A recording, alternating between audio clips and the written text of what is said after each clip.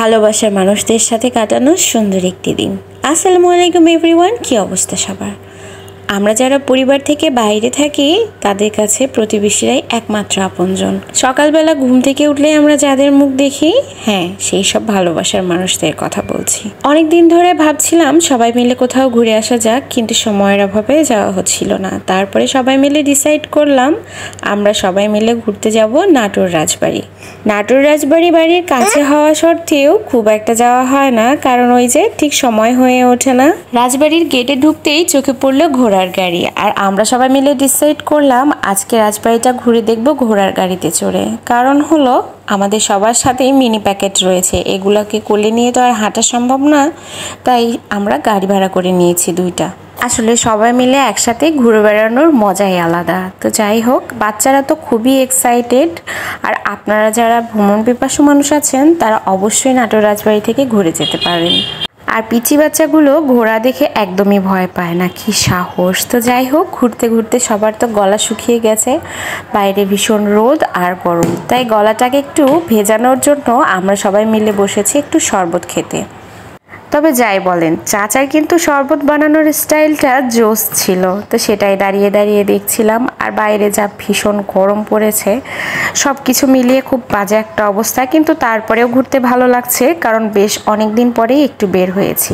বাইরে এত রোদ গরম, কিন্তু তারপরে বেশ ভালোই লাগছে, কারণ ওই যে সবাই একসাথে ঘুরতে বের হয়েছি, বেশ কয়েকজন সাথে থাকলে বেশ ভালোই লাগে। আর এদিকে মডেলদের ফটোশ্যুট চলছে, দেখেছেন অবস্থা।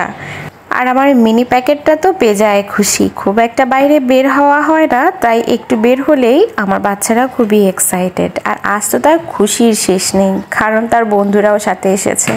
অন্যদিন যেমন বাইরে এলে একটু একটু বিরক্ত করে, আজকে আমার মিনি প্যাকেটটা একদম শান্ত হয়ে গেছে, ওই যে সবাই একসাথে আছে। তো যাই হোক, আমি একটু উকি ঝুঁকিয়ে দিচ্ছিলাম, মানে ক্যামেরার সামনে একটু পোজ দিচ্ছিলাম। বাই দ্য ওয়ে, আমাদের নাটোর রাজবাড়িটা কিন্তু দেখতে অনেক সুন্দর।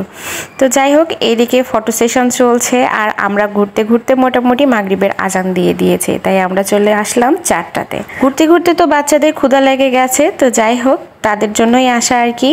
আর আমার পুচকুটাকে তো আমি খুঁজেই পাচ্ছি না বের হওয়ার পর থেকে, ম্যাডাম তো আমাকে পাত্তাই দিচ্ছে না, সেটা আন্টির হাত ধরে আছে, তাকে আমার খুঁজে খুঁজে বের করতে হচ্ছে। তো যাই হোক, বেশ ভালোই হয়েছে, কারণ আমার একটু ঝামেলা কম হচ্ছে, ডিস্টার্ব করছে না একদমই।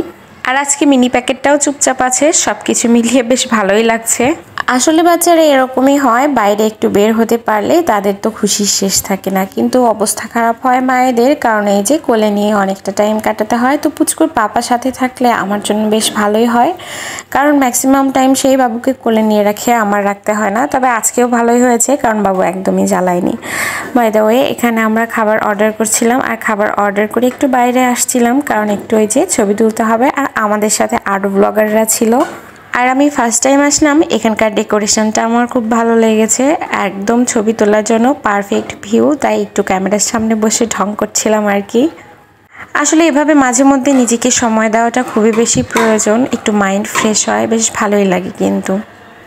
আর গল্প করতে করতে এই তো আমাদের খাবার চলে এসেছে, ফাইনালি টাইম টু ইট। বাচ্চারা খুবই এক্সাইটেড হয়ে গেছে, কারণ তারা সেই দুপুরে খেয়ে বের হয়েছে, তাদেরও বেশ ক্ষুধা লেগে গেছে।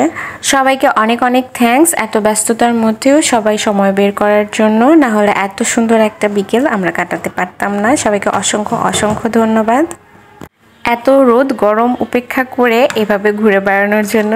যাই হোক, অসম্ভব সুন্দর একটি বিকেল কাটিয়েছি, সব কিছুর জন্য আলহামদুলিল্লাহ। তো যাই হোক, আজকের ভিডিওটি এ পর্যন্তই। ভিডিওটি কেমন লাগলো অবশ্যই কমেন্ট করে জানাবেন। বাইরে যা রোদ গরম পড়েছে, বাড়ির ছোট সদস্যদের খেয়াল রাখবেন।